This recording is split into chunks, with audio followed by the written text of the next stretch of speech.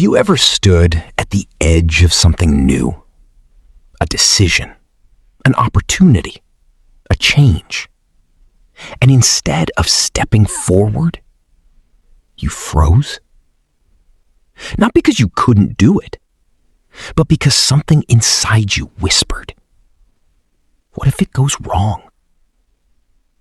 Maybe it was applying for that job, speaking up in a room full of people, leaving a relationship, or even just trying something different. And somehow, staying where you are, even if it's uncomfortable, even if it's painful, feels safer than the unknown. You tell yourself, I'll do it later. I just need more time. I'm not ready yet. But deep down, you know that's not the full truth. Because the real reason is quieter. It's fear. Why? Why do we avoid the very things that could change our lives? Why does fear have so much control over our choices?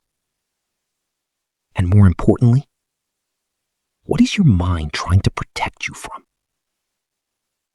Today, we're diving into the science of fear and why we avoid what scares us. Fear isn't just an emotion. It's a survival system. Deep inside your brain is a small but powerful structure called the amygdala. Its job is simple: keep you alive. It scans everything around you looking for danger. Not sometimes, not occasionally, always. Thousands of years ago, this system was perfect for survival. If something moved in the bushes, you didn't pause to analyze it. You reacted. Run. Hide. Avoid. That reaction kept humans alive in a dangerous world. But here's the problem. Your brain hasn't evolved as fast as your environment. Today, most threats are not physical. They are psychological. Rejection, failure, embarrassment, judgment, uncertainty. But your brain treats them the same way. That racing heart, that tight chest, that urge to escape. It's the same survival system reacting as if your life is in danger. But fear doesn't just react. It predicts. And this is where things get more powerful. Because most fear is not about what is happening. It's about what might happen. Your brain starts creating scenarios. What if I fail? What if they laugh at me? What if I'm not good enough? What if everything goes wrong? And the more you imagine it, the more real it feels, even though nothing has happened yet. This is called anticipatory fear, fear of the future, and it quietly controls most human decisions. Now, your brain has a favorite place, not happiness, not success, comfort. Because comfort means predictability, familiarity, safety.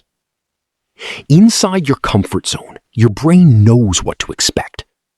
Outside it, everything is uncertain. And uncertainty feels dangerous to the brain. So when you try to step outside your comfort zone, your mind reacts immediately. It tells you, wait, not now. You're not ready.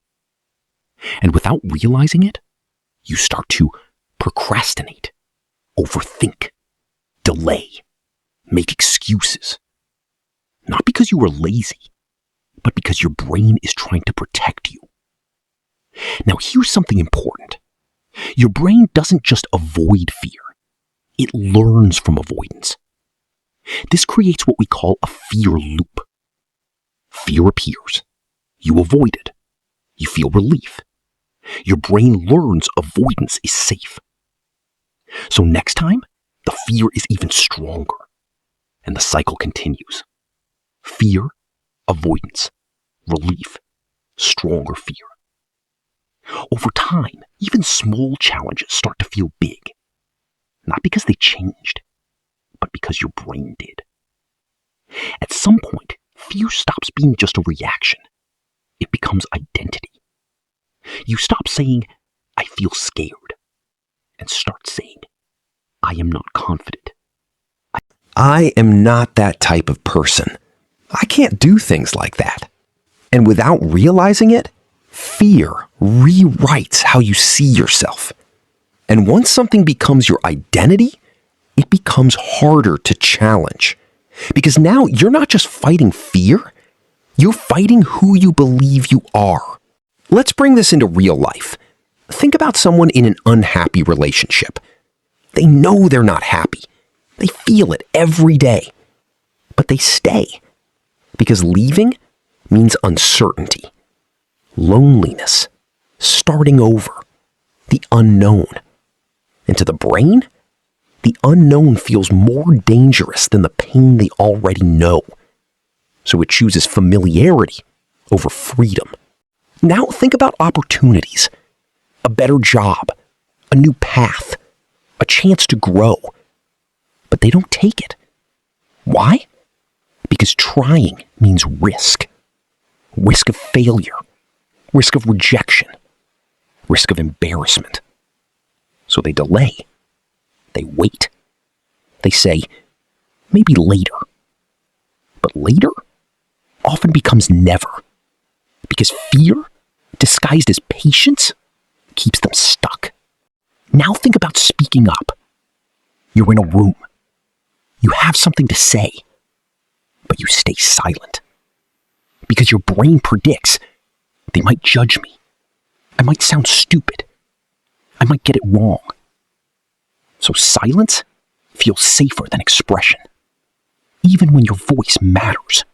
So what is fear really doing here? It's not trying to destroy you. It's trying to protect you. But in a modern world, that protection often becomes limitation. So how do you break free from it? Not by eliminating fear, but by understanding it and slowly retraining your brain. Fear grows through avoidance, but it shrinks through exposure. Every time you face something scary, even in a small way, your brain updates its belief. This is not as dangerous as I thought. And that is how change begins.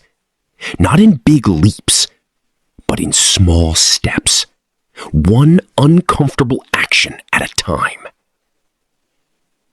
So the next time you feel that hesitation, that voice asking, what if I fail?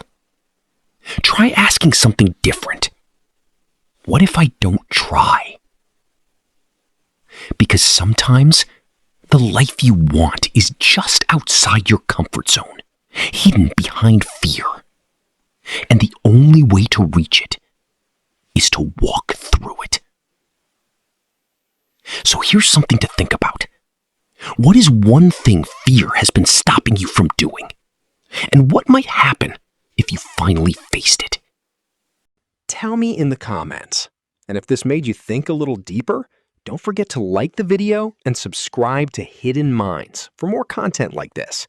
Until next time, keep exploring your hidden mind.